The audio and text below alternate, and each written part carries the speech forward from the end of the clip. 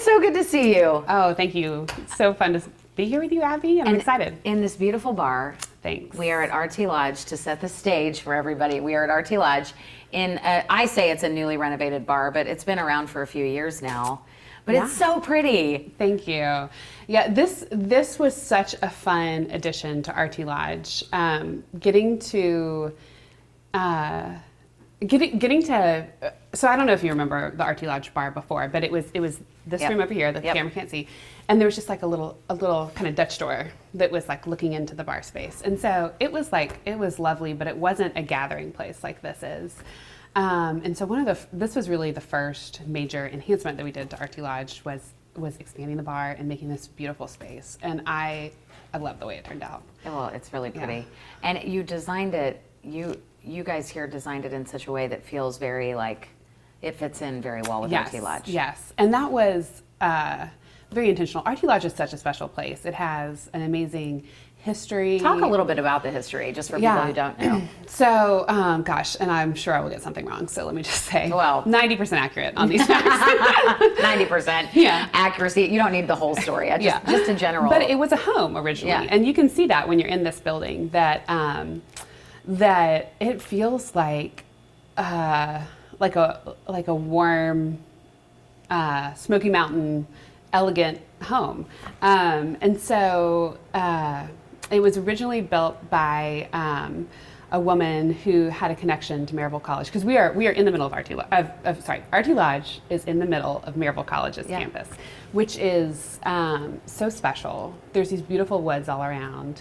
And so there's always been a tie between this house and Maryville College, and then later RT Lodge. And if you don't know, the RT stands for Ruby Tuesdays originally. Like Ruby Tuesdays, this was their training center at one point for all of their management. People would come from around the country and stay here for that. Then they turned it into an inn. And they were the owners immediately before us. So since it's been an inn, it has been, I would say, just kind of a staple of the Maryville community. This is a place that locals have loved, but also people come from far away for weddings, for events. Our culinary program here, I think, now has a pretty wonderful regional draw. They do wonderful food events. Just had a really cool event earlier this week with Potchkey Deli in Knoxville, and a lot of folks came and did a dinner and a brunch and stayed overnight and enjoyed that. And then we have a full calendar of really wonderful culinary events that bring people in, as well as folks who just want to go to the Smokies, but maybe they're not Gatlinburg people, which I love me some Gatlinburg and all about the fudge and all that. But this is a different side of the Smokies over here, like in the Maryville Townsend. So we get some of that tourism too. I'm kind of rambling, but no, this is great. Yeah, it's a really big step for y'all to buy this staple in this community too. So what was that like when you made that decision? So we have a partner, Beth Holman, who I will give her like all the credit for everything good at RT Lodge. She is a good friend of ours and a neighbor, and she has a hospitality history and knows RT Lodge really well. And during the time when Ruby Tuesdays was going through bankruptcy and they were going to be, what was going to happen with their assets was a big question. She brought it up to David and to me, and was like, RT Lodge is such a gem. It is so special, and I think it could be even better, you know. And I think we could do this. And so I give Beth the credit for like having the vision, and I mean, she's totally right. And it's such a fun project for us because our other hotels are a little further away from Knoxville, where home is. So I've loved. It's so fun to have something a little closer to home. But still connected to the Smoky Mountains. So our other properties, the Swag and Cataloochee Ranch, they border the Great Smoky Mountain National Park. And they are more in the mountains, whereas this is in the community, which is actually fun and special, and we get to enjoy it in a different way and have it be part of our lives in a different way because it's closer and it's in the community. Well, and y'all have just jumped into the hospitality business, it seems. Yeah. So you honeymooned at the Swag. It's in Maggie Valley, North Carolina. Well, so the Swag is technically Waynesville. Sorry, Waynesville. And Cataloochee Ranch is Maggie Valley, but they're like right next to each other. Okay. So it's confusing. Yes. But Okay. basically, yes. The Swag, you honeymooned there. Yes. And you knew Dan and Diener Matthews, who owned Yes. owned it before, started it. Yes. We've done a story out there as well. It's pretty amazing, that place. It's a real interesting, very kind of feels a lot like RT Lodge in that community. Yes, it's got a great history there. And do you want me to tell the story? Sure, Okay. yeah. I'll do it. I know you've heard it, but Yeah, it's a cool story. Yeah, it is. So I grew up knowing about the Swag because my grandparents and my parents would go there, and my grandparents are really good friends with Dan and Diener Matthews, and they just would talk about it and loved it. And when Dave and I got married, we were both in grad school. I was getting a master's in social work at VCU, and he was in law school at UVA. So we were like skipping school to get married. And so we were kind of thinking about what's in between. And I was like, I'd never been to the Swag, but I'd heard so much about us. Let's go to the Swag. And it's so funny because when we went, I thought, okay, this is fun to honeymoon closer to home where we'll get to come back more often. It's not like we're going to have to wait till our 20th anniversary to go back to Italy or some island or Somewhere, what, yeah. you know. Yeah. I was like, this is fun because it's close and we'll get to go back. And now we go back like all the time for work. Yeah, now it's a little different, right? But it was such a special place to us. And so after we honeymooned there, we were guests there a couple other times, and just it has such a unique spirit. It's almost, I mean, it's hard to describe, but there is this sense of community and authentic mountain hospitality about the Swag that is so special. There are so many wonderful hotels in the world, for sure.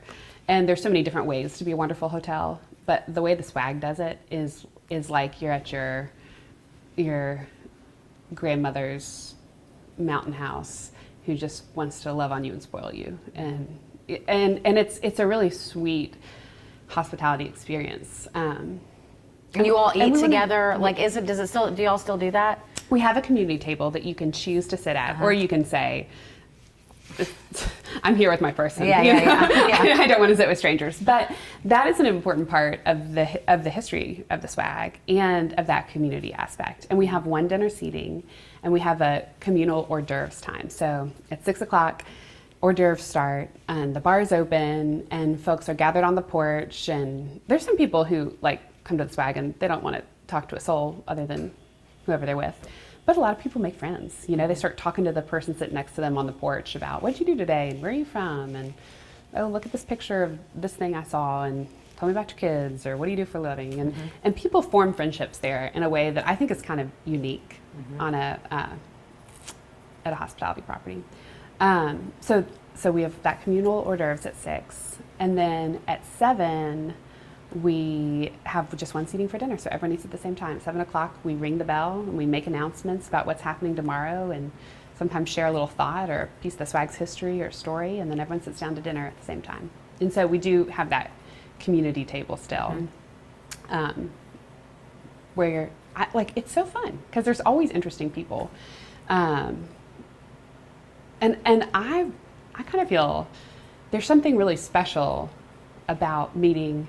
I mean, I know you're so outgoing and you make friends on vacation probably everywhere you go, but there's something special about being in a group of people where you've kind of come from different places and you're sharing a meal together and you're telling your stories and they're telling their stories, and it's a unique experience. So Yeah, I love that. I think that's a really fun thing about the Swag. And the newest addition to y'all's properties is Cataloochee Ranch. Right. Yes. And tell me, what is that like? I don't know Okay. anything. Yeah. So Cataloochee Ranch has been a guest ranch since the 30s.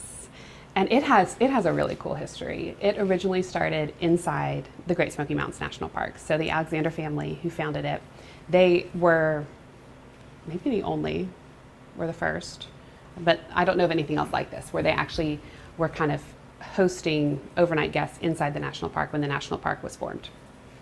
I mean, I guess they'll contest that. Anyway, I got to figure out exactly what our superlative is there, but it was a unique thing. And they would bring guests in and they'd ride horses and they'd fish and they'd experience the national park in there. And then after a few years, it just became too hard to do business while respecting the national park restrictions. And so they bought this land right at the edge of the national park and kept calling it Cataloochee Ranch, built the buildings there, and developed it. And it has been a gathering place for families since then. So 90 years now. Wow. Yeah, which is really cool to think about. This is 90 years of history in this place. And so we actually bought Cataloochee Ranch in 2020, which, was an eventful year for a lot of us. You were like, what did I just do? I think it was, honestly, I think we closed like around the week that things were shutting down, but closed on the sale.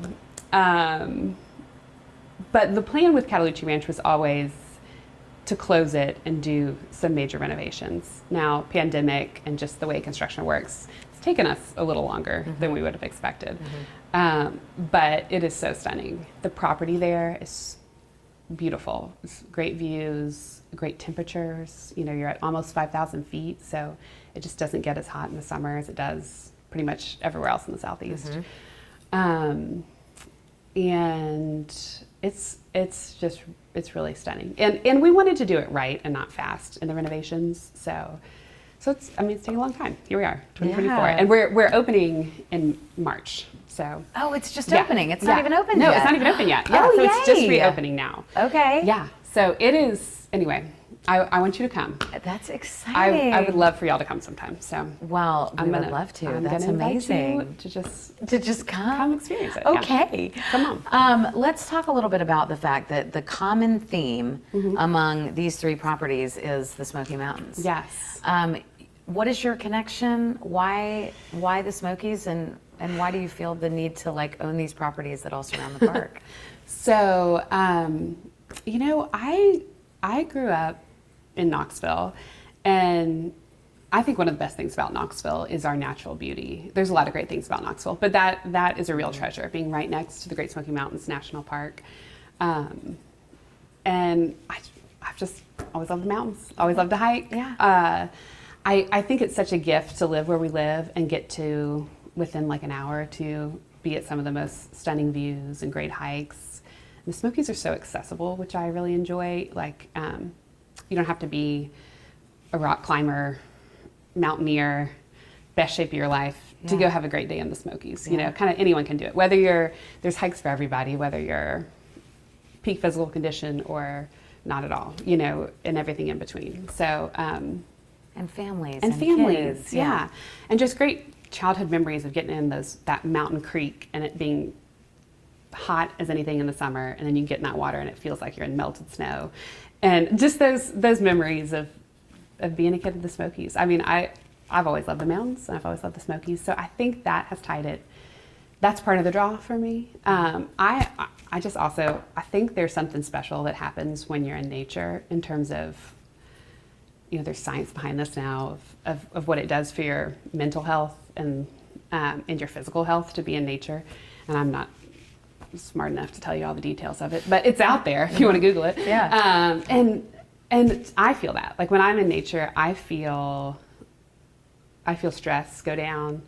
I feel like I feel the presence of God in a different way when you see the beauty of creation and you're like, this is awe-inspiring and stunning, and I'm small and this is big. And then also I think when you challenge yourself. A friend of mine and I are tracking our trails in the Smokies. We're trying to do the 900 Mile Club where you hike every trail in the Smokies.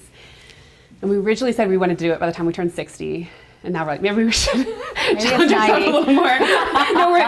So actually, because one of our hiking leaders at the SWAG, two of them, they're hiking partners, not like relationship partners, but they're hiking partners. And they set the record for the fastest known time to hike all the trails in the Smokies. And it's 30 days. Oh, whoa. And I was like, we were going for 30 years. I was like, maybe we could do it by the time we're 50. That's hilarious. hilarious. Well, how many miles have you done? I would need to like check my spreadsheet to give you the latest. Okay, but we you're highlight there. the trails and we track them. Anyway, but this year, this is a really long intro to this random story, but we were going on a hike in the Smokies that I think we planned on it being 15 miles, which is like big for us. You know, we're not like people who go do 50 miles all the time.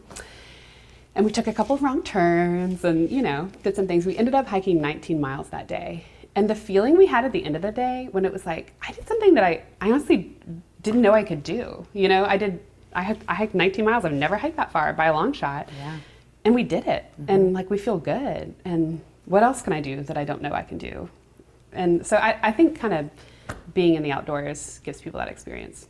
A sense of an accomplishment too. It's like, wow, like you said, I did that. When I hiked Lacan, I felt that way. It was like, that was really hard. Yeah, that was a big deal. That was a big deal. Yeah, and I did it. That was steep. And so I think the outdoors gives us those opportunities. And like, I want that for my kids. I want my kids to see that they can do hard things and that when you're tired, you can keep going. And when it starts to rain, you can keep going, you know, and you can persevere through hard stuff. Because I think that's, you know, we need to know that. Kids need to know that. Adults need to know that. We all need to know that like we can do hard things. So anyway, that's some of why I love the Smokies. And then honestly, part of it too is once we got involved in hospitality, once we bought the swag, Cataloochee Ranch became an opportunity just because it's right next to the swag. And so that's how we knew about it. That's how we first got interested in conversations about what's going to happen to Cataloochee Ranch. And it makes more sense. I mean, we've had other opportunities to be invested in hotels or own hotels that just haven't felt right because it feels like too far of a step away from what we know and what we're doing. And, you know, I want to stick to what we know we can do and what we love and what feels accessible. Because Swag and Cataloochee Ranch are both just an hour 45 away. So it's not in Knoxville, but it's not that hard to get to. So. Oh, and it's got the Smokies. The Smokies, feels like our backyard, right? Well, it is our backyard. Yeah. Okay, let's talk about your family. Okay. So you are the daughter of former Governor Bill Haslam and Christy Haslam, First Lady, former First Lady, I should say her official title. But people who have been in Knoxville their whole lives, who've given a lot to Knoxville, Jim Haslam, obviously your grandfather. Just talk about what it's like growing up a Haslam in such a well-known family. Yeah. Okay, this is so funny. Once Halloran Hill interviewed me and he said, and I can't remember the exact words, but it cracked me up because I was like, that's actually a great way to phrase it. He was like, so tell me, what's it like to be a Haslam? Is it good or is it great? It was something like that. That's funny. And I was like, it's great. And, I mean, it would be like so foolish of me to act like it's not a huge blessing to be a part of this family that has given so much to this community. They have gotten so much from this community. They've been so supported by this community. I'm saying Knoxville. We're in Maryville, but I'm thinking Knoxville when I say this community. So yeah, but East Tennessee. East Tennessee. But okay, so let me go back to the why it's great question. I would be totally lying if I didn't say I'm so grateful. I've been so blessed. I've lived an amazing life. And I've had so many opportunities that other people don't. I've gotten to go to the best schools and had these amazing experiences because of who my family is, you know, and that's a blessing. And it's not something that I've earned, but it's something I'm grateful for. So there's that piece of it for sure. But there are also a lot of other, I think, in the world, really successful, prominent families that I would not want to be a part of. And the thing that makes the difference is just how my family's loved me. My parents always loved me and always made me feel loved, always made me feel beautiful, that I could do anything, that they believed in me, that even if I didn't want to do something big and fancy, they're still going to love me. And that is the gift that makes a bigger difference than all the other stuff, and is really special. And same actually from my grandfather. I was thinking about this. I can't think of a time when I've talked to him and he hasn't. I'm like getting a little choked up, but like he hasn't ended it by saying, "I'm so proud of you," and like he's always said that. even when like I dyed my hair pink for a little bit in college, which is not his preference, you know, but he was always, I love you so much. I'm so proud of you. And I heard him on the phone with my cousin the other day saying like, I'm so proud of you. And like, here's why, you know, and he says the reasons why he's proud of you. And that is like a firm foundation for a kid that you can't, I mean, that's a huge advantage in life, to have family who like loves you, supports you, and is proud of you and believes in you. So I would say it's a blessing in every way. But you're also, it comes with pressure too, right? You're the daughter of the governor and the first lady and a political family, but also, you know, a very successful family. We've got the Cleveland Brown connection. Yeah. It's got to be an interesting place to be as well. It is. You know, first of all, I feel really grateful to get to be a woman who got to change her last name. So really? It's now no longer the first thing that people know about me necessarily, and I don't like it to be the first thing that people know about me. But I'm saying on the news, so maybe now everyone. I think they knew anyway. I think they knew anyway. You know, I like that when I first meet people in Knoxville, because actually, I guess starting when I was in high school, my dad ran for mayor. And I felt like that was the time when, and that was a big race. I mean, it was the first time we'd had a new mayor in like 20 years after Victor Ashe. And so there was a lot of media attention, and that felt like pressure. And the campaigns are always the hardest part, I think. And I remember then when I'd start paying with my little debit card, you know, as a 17-year-old to buy whatever I was buying. And someone would go, "Oh, are you kin to the mayor?" And I was like, "I am." And I was like, what was I just saying? What was I talking about? Like, am I representing my family well here? Yeah. And that is pressure. But I would say I'm grateful it came at that phase of life, because it would have probably been harder had I been younger and like grown up with that feeling normal. But it wasn't normal for most of my childhood to have that like level of focus or fear that I might do the wrong thing. So I'm grateful for that it happened at that phase of life when I was kind of a little bit already who I was going to be for the most part. And, you know, when I was in high school, it was kind of a nice thing to be like, oh, I'm not gonna do this thing or go to this party because like, if I get in trouble, it could be in the paper, you know? And that was like positive pressure to me, I think, to make better choices. To better behave. Some people wouldn't take that as a positive thing. They'd be like rebelling. But you took it seriously. I took it seriously. And I also think too it helped that it happened at the right phase. And also, I mean, I think it was a positive pressure for me in a lot of periods of time. But like, you know, I'm not gonna say there aren't times where I don't feel that like, oh, what do they think of me because of my family sort of feeling. Like, are they liking me more or liking me less? Because they know I'm part of this family, and having that kind of in your head, I don't think is a good thing or a healthy thing. But it's just the reality. And you're used to it probably by this point. Yeah, and I've also learned that like we're all like people who are imperfect, and there might be people who think more of me than they should or less of me than they should because of that. But like, don't I also do that to someone? Like sometimes, like if I found out that you were like, trying to think of who would be, that you were like the Avett brothers' sister, that'd be a great example for me personally. I'd be like, oh my gosh, that's so cool. Tell me more about it. But did they sing in the shower when they were young? Yeah.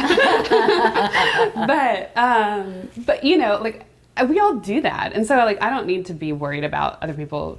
If they do that to me, it's okay. You know, it's not, of the problems to have in life, I'll take that one. Yeah. You know, like, it's okay.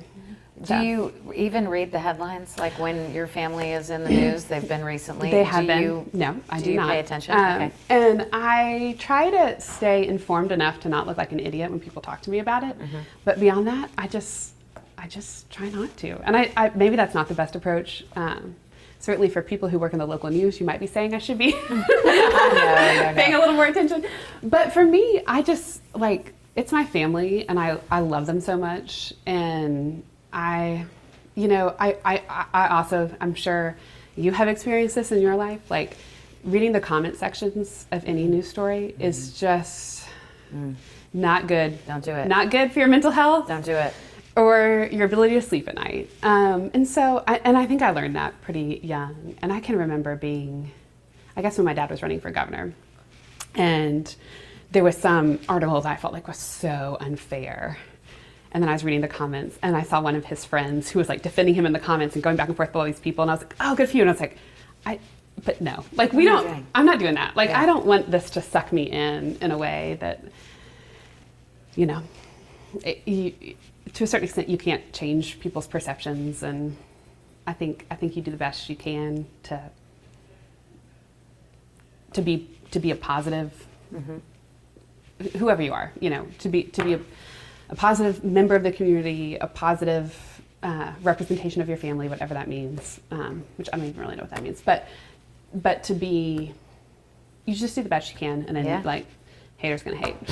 I mean, that sounds callous, but it's like, you know, what are you gonna do? So it does seem though that your dad and your mom kind of you're kind of separate. You're not you're the Haslam family, but you're kind of separate from the pilot stuff now. Yeah. And the Browns, y'all are not involved in? We are a little bit. A little bit. Yeah. So you cheer them on. Yeah, we do for sure. But y'all don't really, I feel like we don't mention your parents' names as much when we do stories about Pilot and the Browns. And they're definitely, you know, my dad has not worked at Pilot since I was like in 6th grade. And so it was a big part of our family and a big part of our history and a big part of, it's a huge part of our family, and a huge positive in our family. And David worked there for a brief period of time, but it's not, you know, Jimmy has done an amazing job of growing that business for years, and it's been a huge blessing to our family, but it's not my parents who are in the day-to-day of it, so. What's your involvement in the Browns? Oh, you're making me tell my secrets. So a lot of the family members are very small percentage owners. Okay. I'll say that. Okay, got it. So you bleed brown and orange? You know, to the extent orange, I bleed, we know, but to the extent I bleed any sports, I'm definitely bleeding brown and orange. So that's good. Yeah. Okay. And that's a fun thing too. So. Well, it's definitely it definitely keeps things interesting, I'm sure. Yeah. A sports team is not it doesn't come without its own fair share of drama. Yeah, and the Browns have like great fans who love the Browns, so passionate, and you know, I think the family feels we hate to let them down. We want to do well for the fans. Know, I used to be on the news in Cleveland. I forgot that. You told me that though. Yeah, so you know. And I understand the fandom. It is awesome. So you lived in Cleveland. I know the dog pound. A couple of years. Yeah, it was an interesting experience. Yeah. Oh gosh, Cleveland summers I think are so fun, and early falls. It is. Winters are hard. But it's a cool place. Yeah. Passionate fans though. It very much is like a Vol fan base too. I mean, we have two passionate. I guess anywhere you live, you probably have a passionate fan base. But that was an interesting time. Yeah. Your dad is also doing that podcast with Phil Bredesen, trying to bring people together on the political front. Do you have any involvement in any of that? Oh gosh, it's so not. I mean, I like cheer for him in that for sure, and I love that project, and I really believe in it. And I think that is what we need. We need people who are able to disagree and disagree respectfully, and disagree and not think that you're evil because you're different than me, or you have the beliefs you have because you hate me. You know, I think that's where we come from a lot these days in the political world. So like I love that project. And to be totally honest, part of it is because I was, you know, like 15 years old when my dad ran for mayor. I feel like I have like a slight allergy to politics. Yeah. You know, that it's just like, it was always personal. And I mean, even still, it's like when someone talks bad about someone's kids who are like a political figure's kids, or gets really personal in some political thing, I'm like, oh, like it's like the ick. Yeah, I get the ick. And so I do not get as involved in politics as so many other people in my family do, and I don't think that that's necessarily a good thing, because I do think it really matters that we have people who care and are passionate and have beliefs, but also can be respectful and work together with people who are different. But I have never felt that need for it to be me, you know, because I've seen how hard it is. So. Oh man, and this day and age, I mean, it was different in the political landscape when your dad ran for governor. It's changed a lot in just the past 10, 15 years. Yeah. He's been not governor for a while now, I guess. 6 years, probably. Something like that. Yeah. Okay, let's talk about, you have a big passion for helping people, for social work.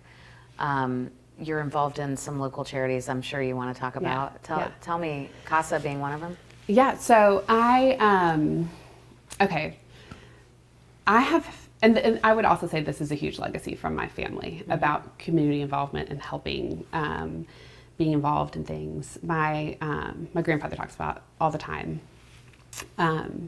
People misquote this Bible verse of to whom much is given, much is expected, but the verse is actually to whom much is given, much is required.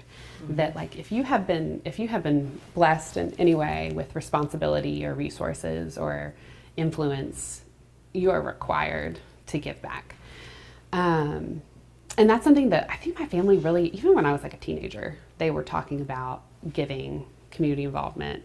And my grandfather, even when we were that age, was starting to kind of teach us how he has thought about it. And not said that this is necessarily the right way, that you have to be involved in the way I was involved or give to the things I gave to, but this is why I made those choices and how we think about being involved in our community. So that was always,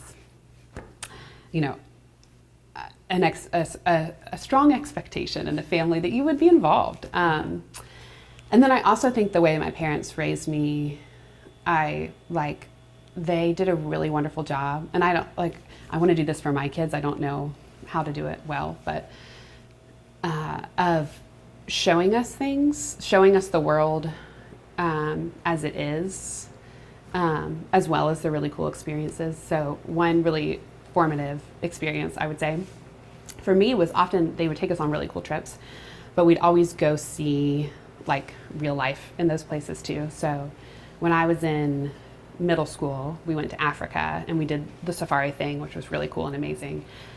But I think both me and my siblings would say the most impactful thing was like we did that for like half the time, and then the other half the time we were with World Vision, like seeing the projects that they do in mostly in Kenya, and seeing what the slums were like. And it wasn't like we were there to we weren't doing anything, we weren't helping. It wasn't about like us helping them. It was about, I think, my parents showing us this is what the world is like, and this is what most people's lives look like around the world. So that was really impactful.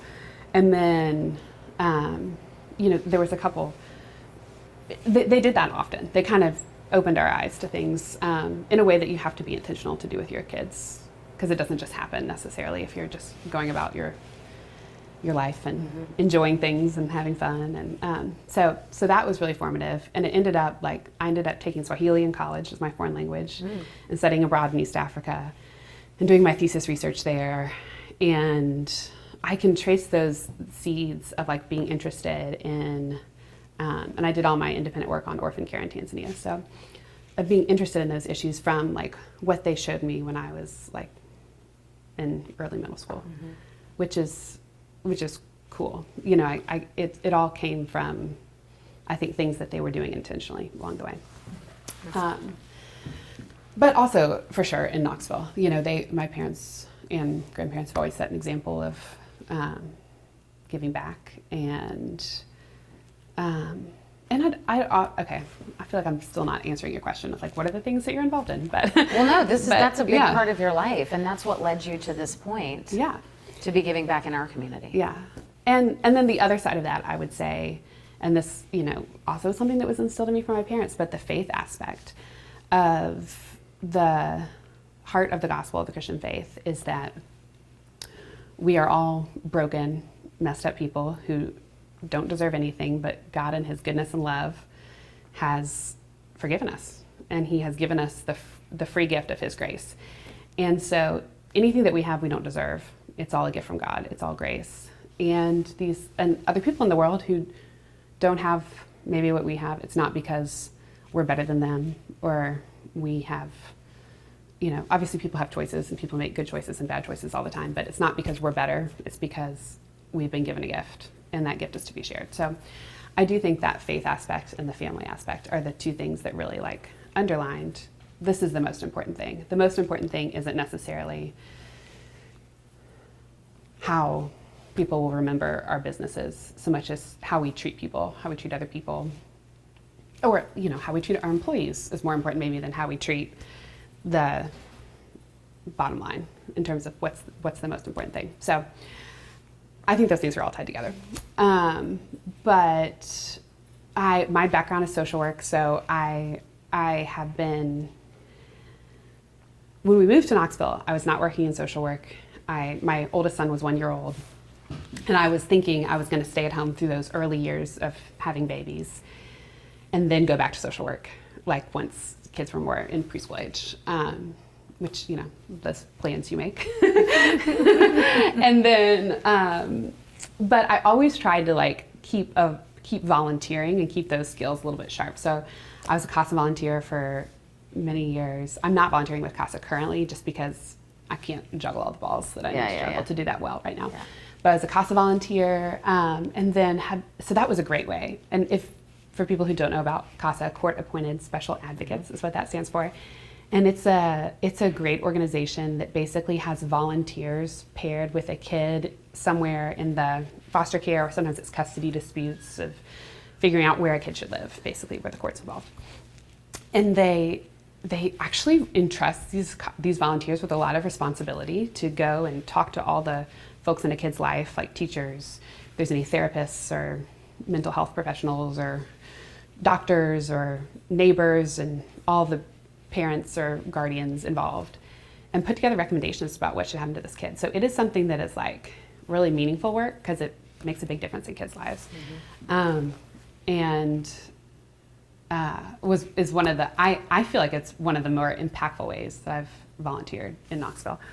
So that's a really great organization. And then Safe Families is another one that and we still volunteer with and are very involved in. So Safe Families for Children, I know you know about it, but it's basically, the heart of it is to keep families together and to support the whole family through a crisis. So not just supporting the kids when the parents are in crisis and make sure the kids are okay, but also to like love on those parents, those typically moms, but it can be dads, or it's often grandparents who are raising their grandchildren, to take care of them and love them well through a crisis, to keep a family together so that kids don't end up in foster care, which, foster care is the social, I worked very briefly in foster care in Virginia, and it is like, I don't know of a harder job, like on you mentally, emotionally. Well, there's a lot of hard jobs out there, so I shouldn't say that, but it's a really hard job. It's a really hard job. And, you know, they're all overworked and understaffed and underpaid and all those things. But we don't need more kids in foster care who don't need to be in foster care. Kids who need to be in foster care need to be in foster care. But if a family is in crisis, a lot of times kids will end up in foster care because they don't have another safe option. So, like, if I needed to go to rehab, I can think of right now easily 5 people who could take care of my kids while I was in rehab or in jail. And that would be safe and appropriate and happy to do it. But a lot of people don't have that support. So if a family's in crisis, those kids end up in foster care when they maybe don't necessarily need to be. Like, there hasn't been abuse or neglect that necessitates foster care. So a Safe Families family will step in and host that family. The parent still has custody, and and it's basically like for a few nights if they need it, or I mean, so actually sometimes it's for several weeks, sometimes sometimes it's just a night of respite for like a single mom who's in recovery and you know, trying to maintain her sobriety. And it's just, I mean, you know, it's really stressful to have a newborn, and to be having a newborn while you're also trying to maintain sobriety for the first time in your life would be really hard. And so sometimes it's just giving that mom a break for a night, and sometimes it's keeping a baby for several weeks while a parent is in jail, or while maybe it's a few nights while the grandmother who has custody of the kids is having a surgery. And so it's loving on kids, but also loving on the caregiver and the parent to help the family stay together and be stronger on the other side of it than maybe even they were before this crisis. So what's also really fun about this is, like, it's something that I can do that also my kids are doing with me. I was just about to say, talk about how you're teaching you say that your family really taught you the value of this and giving back to the community. Talk about how you're doing that for your kids. So I think Safe Families is a really great way to do that, because what you do is you bring this kid or kids into your home, and then you just keep doing your life that you're doing with other kids involved. And so it's like, it's doable because I have kids, so I'm doing those things. And we've always kept kids who are in our same kids age range or younger, just because that's easier and it's what we know. But it's also led to some really great conversations for our kids who, you know, the kids that they go to school with, maybe they don't have friends who've had parents in rehab or parents in jail, and they learn about those things from these safe family kids, which can lead to hard conversations. Our oldest now is 9, so he picks up on things, and he asks me questions like, why did this happen, and why aren't they with this parent, and those are hard conversations to have as a parent, but you have to have them because that's how kids learn about the world. If they're not having those conversations with you, they're having them with television and the internet and other 9-year-olds, which may or may not be great sources. You want to control the messaging. Yeah. And so it's been a really good thing, and to learn to share in that way. Learn to share your space, learn to share your home, learn to share your toys. And right now, if we have a safe family kid with us that's not a baby in a crib, because we put them, anyway. But if we have a safe family kid with us, our daughter goes and sleeps in the boys' room. So all of our kids are in one room, and the safe family kid's in our daughter's room. And so, that's a sacrifice that my kids make. And they don't necessarily have to have a good attitude about that, but it's a way to teach them that it's a way to teach them sacrificial giving. Because for me, I would say, when something's in your space, that's a different kind of giving than just buying a toy for a kid who needs a toy, or even giving financially. Actually, for me, the biggest one is sleep deprivation. If you're keeping a newborn and you're giving up your sleep, I'm whew, that's a hard one. That's sacrificial giving. So ooh, that is a commodity anyway when you have 3 kids. Yeah. Do you feel like your children are learning what you learned growing up in terms of family and community and the things that your parents and grandparents instilled in you? Yeah, I hope so. That's what we're trying to do. And my parents were not perfect, for sure.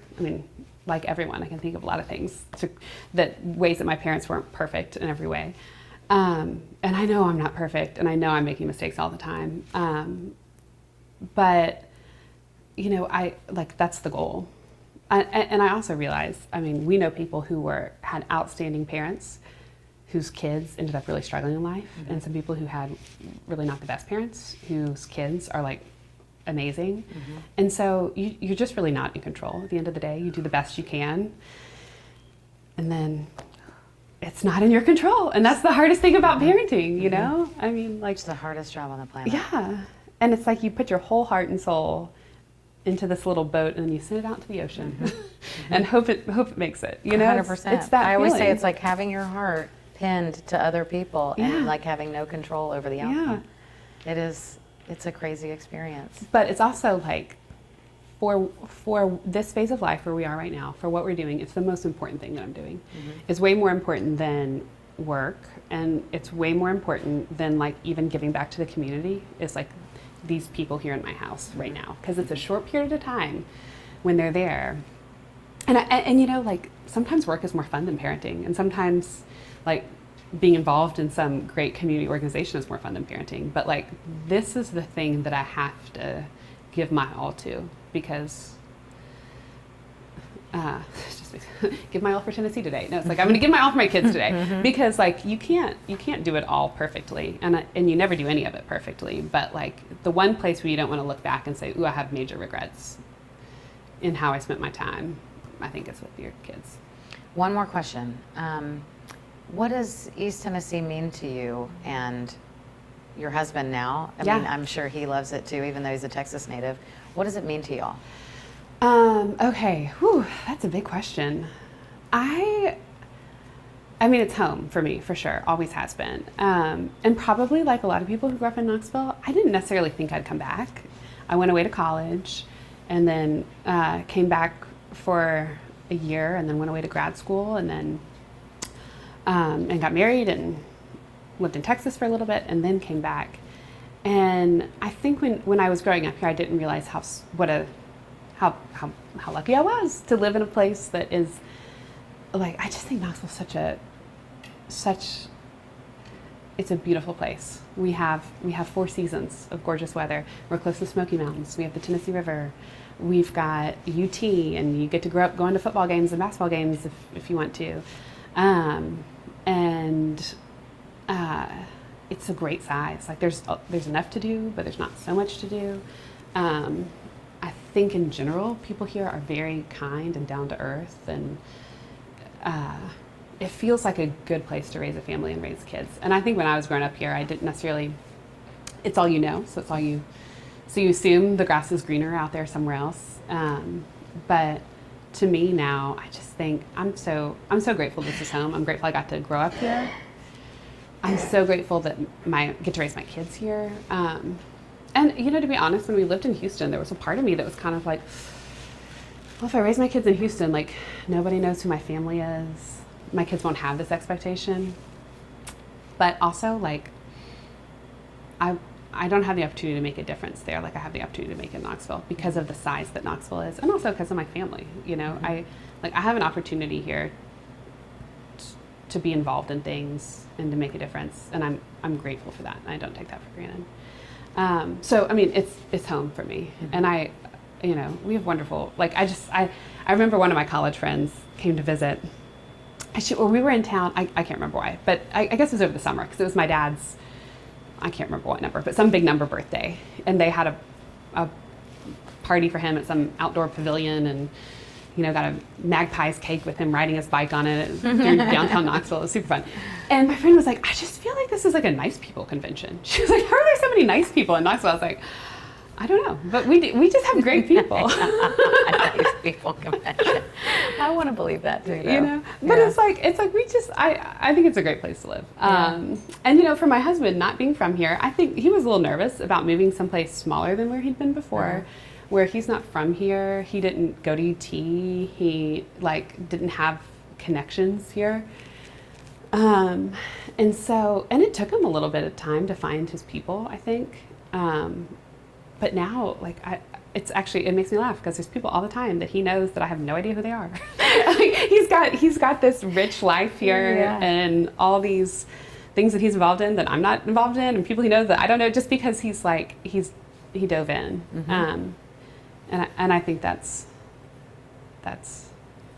yeah. I think that's what makes someplace home a little bit is like it takes time. What you put into it. But you also have to dive in, you know. So, and you can't dive in on day one and have it feel like home. But if you dive in and give it long enough, it'll happen. So, it can't not. Yeah. And so, you know, I'm grateful to get to live here. I'm grateful